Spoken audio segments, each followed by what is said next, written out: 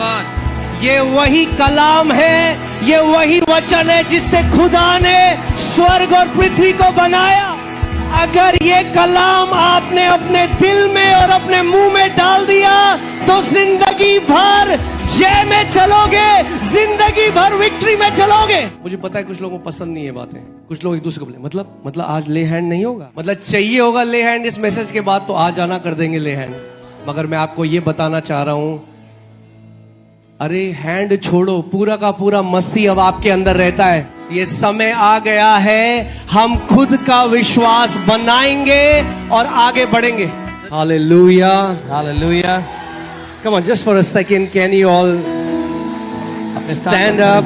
Just lift your hand towards heaven. अपने हाथों को स्वर्ग की ओर उठाएं। And just say, I believe in supernatural because I believe in God. और कहे मैं अलौकिक को मानता हूं क्योंकि मैं परमेश्वर को मानता हूं। Come on, say, I believe. मैं मानता हूं that my God is alive. कि मेरा परमेश्वर जीवित है। And he will do wonders tonight. और वो अद्भुत कामों को आज रात करेगा। I have ears to hear. मेरे सुनने के कान हैं। I have a heart that understands the word. मेरा हृदय है जो वचन को समझता है। I honor the word of the Lord. मैं प्रभु के वचन का आदर करता हूँ। Tonight, आज रात, my faith shall be stirred. मेरा विश्वास जगाया जाएगा। I am going from faith to faith to faith in Jesus' name. मैं विश्वास के स्तर में बढ़ता जा रहा हूँ, एक विश्वास से दूसरे विश्वास में, यीशु के नाम में। Amen. Amen. You can be seated. आप बैठ सकते हैं। Hallelujah. Hallelujah. It's so good to see you all. बहुत अच्छा लग रहा है आप सबको देख के। Praise God. प्रभु की स्तुति हो। Amen. Amen. As I shared yesterday that the revival that God is doing now looks different. जैसा मैंने कल बताया था, जो बेदारी प्रभु अभी ला रहा है वो अलग दिखती है।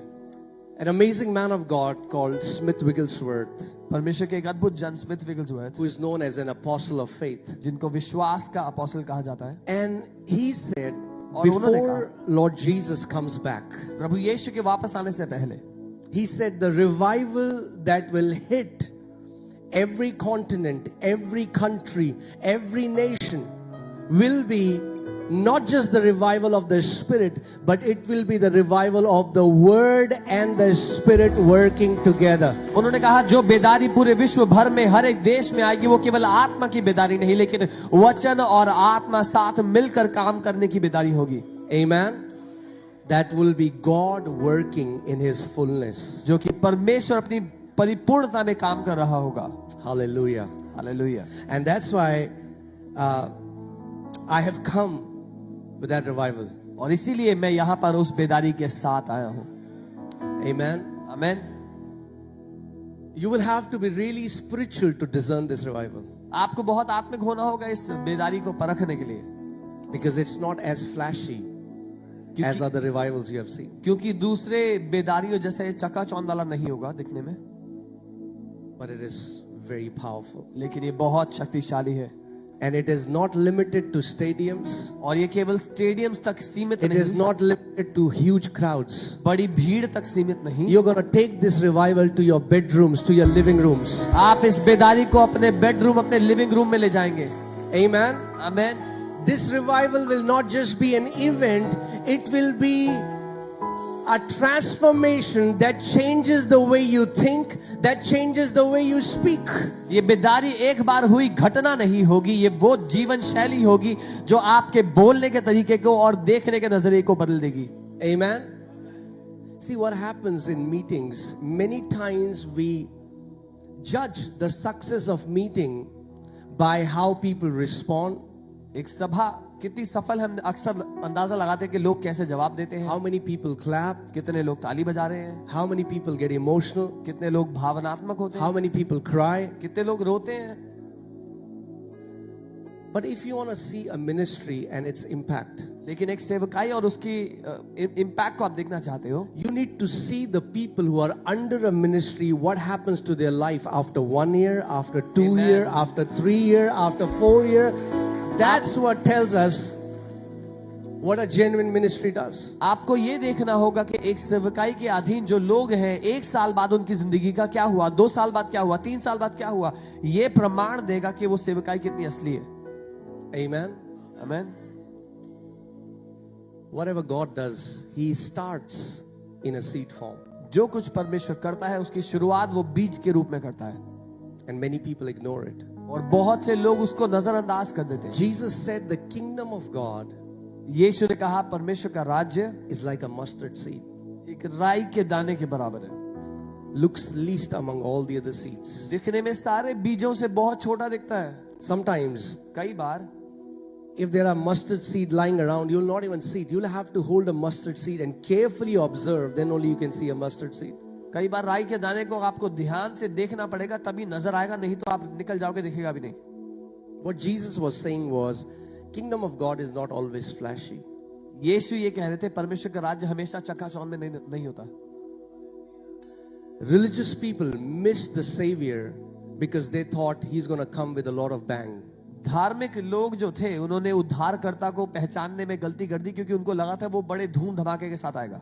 They thought He will be born in a palace. उनको लगा था कि वो एक महल में पैदा होगा. But here comes the God in flesh in a manger. लेकिन यहाँ पर परमेश्वर देह में जब आता है तो एक मेंजर में आता है. Amen. And that's the message I have brought to you, that many times when we look for spectacular, we miss the heart of the Father. और ये है जो संदेश मैं आपके लिए लाया हूं. कई बार जब हम अचंभित करने वाली चीजों को देख रहे होते हैं, हम पिता के दिल को पहचानने में गलती करते हैं.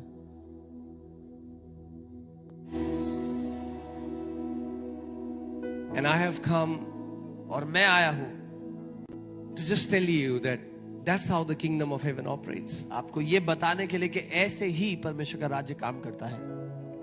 Amen. Amen. So we'll have to finish early. So I'll preach quick and you hear quick. जल्दी प्रचार करूंगा, आप जल्दी सुनना. Okay? All right. Okay? All right. So the message that I want to preach today, I was just thinking, what should I preach? Obviously, I would be preaching about faith. जो संदेश मैं देना चाहता हूं, मैं सोच रहा था क्या दूंगा. जाहिर सी बात है विश्वास के बारे में. And I preach about faith because it's a message that transforms lives.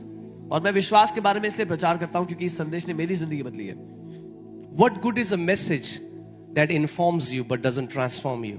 वो संदेश किस काम का जो आपको जानकारी देता है पर आपकी जिंदगी नहीं बदलता. Amen. And you know, in the Bible we see these awesome saints of God, Abraham and Moses and Elijah and Daniel and Ezekiel and all the people in the Old Testament. और Bible में हम परमेश्वर के अद्भुत संतों को देखते हैं, अब्राहम, मूसा, एलिया, ये सारे अद्भुत लोग. And all the people in the New Testament. और नई वाचा के भी सारे लोग. And the Bible tells us in Hebrews 11:2 that it is by faith that elders obtained a good testimony. और बाइबल इब्रानी की किताब में 11वें अध्याय में बताती है कि विश्वास के द्वारा उन पुरनियों ने, बाप दादाओं ने एक अच्छी गवाही को हासिल किया. How many people want to obtain a good report before God? कितने लोग चाहते हैं कि परमेश्वर के सामने आपकी गवाही अच्छी हो. And the Bible tells us the secret. Bible हमें उसकी रहस्य बताती है. They obtained a good report or a good testimony by faith. उन्होंने एक अच्छी गवाही विश्वास के द्वारा हासिल की. Come on, say by faith. बोलो विश्वास से. And then if you read Hebrews 11, I love this chapter. इब्रानी 11 से मुझे प्यार है. It says, by faith Abel offered to God a more excellent sacrifice. तो लिखा है विश्वास से हाबिल ने एक ज्यादा उत्तम बलिदान. By faith Enoch was taken away. विश्वास से हनोक By उठाया faith गया. Noah. विश्वास से By नूह. faith Abraham. विश्वास से अब्राहम. By faith Sarah. विश्वास से सारा. By faith, and by विश्वास से, faith. विश्वास से और विश्वास से. Amen. Amen. And then और फिर let's see 29. In verse 29 it says, by faith they passed through the Red Sea as by dry land. 29 में हम पढ़ते हैं कि विश्वास से वो लाल समुद्र के पार उतर गए जैसे कि सूखी भूमि पर चल रहे हैं. We talk about this miracle a lot, God parting the Red Sea. हम इस चमत्कार के बारे में बड़ी बात करते हैं. परमेश्वर ने लाल समुद्र दो भाग किया. But now the Bible tells us it happened by faith. अब बाइबल हमें बताती है कि वो विश्वास से हुआ। Verse 30, by faith the walls of Jericho fell down. 30वीं आयत, विश्वास ही से यरीहो की दीवारें गिर गई। And then the Bible says, you know, the author is writing, time would fail me to tell of Gideon and Barak and Samson and David and Samuel and all the prophets who through faith subdued kingdoms, worked righteousness, obtained promises, stopped the mouth of lions, quenched the violence of fire, escaped the edge of the sword, out of weakness were made strong, became valiant in battle, turned to flight the armies of aliens. Women received their dead raised back to life by faith, and it is by faith. और फिर Bible लिखने वाला ही कहता है कि समय कम पड़ जाएगा कि मैं दाऊद और शामुएल की बात करूंगा कि उन्होंने विश्वास के द्वारा राज्य को जीता, धार्मिकता के काम किए, प्रतिज्ञा की वस्तुएं पाई, शेरों के मुंह बंद किए, आग को ठंडा किया, तलवार की धार से बच गए, निर्बलता में बलवंत हुए, लड़ाई में वीर हुए, विदेशी की सेनाओं को मार भगाया, स्त्रियों ने अपने मरे हुओं को जीवित पाया। विश्वास से उन्होंने सब कुछ किया। If all of these heroes, whatever they did it by faith, then it's not a rocket science to know that you and me, we will do it by faith. अगर इन सारे बाइबल के हीरोज ने जो कुछ किया विश्वास से किया, तो बड़ी बात नहीं है समझना कि आप और मैं भी विश्वास ही से करेंगे। Amen. Do you know there is not one verse where it tells us that God is pleased by fasting? एक भी वचन नहीं जो बताता है कि परमेश्वर उपवासों से खुश होता है। We are trying to please him by fasting. हम उपवासों से उसको खुश We are करने की trying to कोशिश please him by religious rituals. हम धार्मिक रीति रिवाज से उसको खुश करना चाहते हैं। If you want to please God, there is only one way. अगर परमेश्वर को खुश करना है तो एक ही तरीका है, And it is और वो है by विश्वास faith. से। The Bible says in Hebrews 11:6, without faith it is impossible to please God. इब्रानी 11:6 में वचन कहता है कि बिना विश्वास के परमेश्वर को प्रसन्न करना अनहोना है।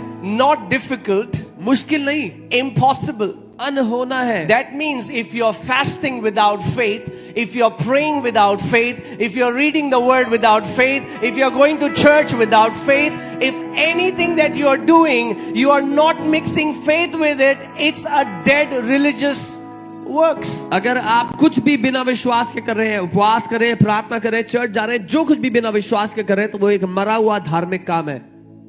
But if you add faith, अगर उसमें विश्वास मिला दिया, well, God will be pleased. तो परमेश्वर प्रसन्न होगा उसमें। Amen. And I'm telling you, when you please God by your faith, जब आप अपने विश्वास से परमेश्वर को प्रसन्न करते हो, your life will be a life of victory. आपकी जिंदगी जय से भरी होगी। Amen. So, let me just go to the message now. मैं संदेश में जाता I was thinking what I should talk about, so I just felt the Lord gave me this analogy of a hand. मैं सोच रहा था मैं क्या संदेश दूं, और प्रभु ने मुझे हाथ का उदाहरण दिया। You know, it's the same hand, and then it becomes 5 fingers. और ये जो हाथ है, ये आगे आकर 5 उंगलियां बन जाता है। So, I would call today's message as the hand of faith, 5 fingers that grip victory. तो आज जो संदेश है उसको मैं कहूंगा वो विश्वास का हाथ जो 5 उंगलियों से जय को पकड़ लेता है। Amen. See, faith is not a philosophy. It's not a religious philosophy. विश्वास एक धार्मिक ज्ञान नहीं है या विचारधारा नहीं है। Faith is a real substance in the spirit realm. आत्मिक दुनिया में विश्वास एक ठोस पदार्थ है। And when you walk in faith, और जब आप विश्वास में चलते हो, your life will be filled with exploits. आपकी जिंदगी जय से भरी हुई होगी। Okay? So, I want to talk about, in the Bible, this word in Hebrew, yod, which represents in Hebrew, is the picture of a hand that represents power, strength. तो मैं बात करना चाहता हूँ इब्रानी में जो योड शब्द है, जो हाथ को दर्शाता है, जो सामर्थ्य का, उसका अर्थ है सामर्थ्य। Faith enables us to latch on to the hand of God, to the power of God. विश्वास हमें सामर्थ्य देता है कि परमेश्वर की ताकत को हम पकड़ पाए। Okay, so I'm going to talk about 5 fingers. How you grip something, you hold something with your 5 fingers. मैं 5 उंगलियों की बात करूंगा, जैसे कैसे आप 5 उंगलियों से कुछ पकड़ सकते हैं, थाम सकते हैं। I want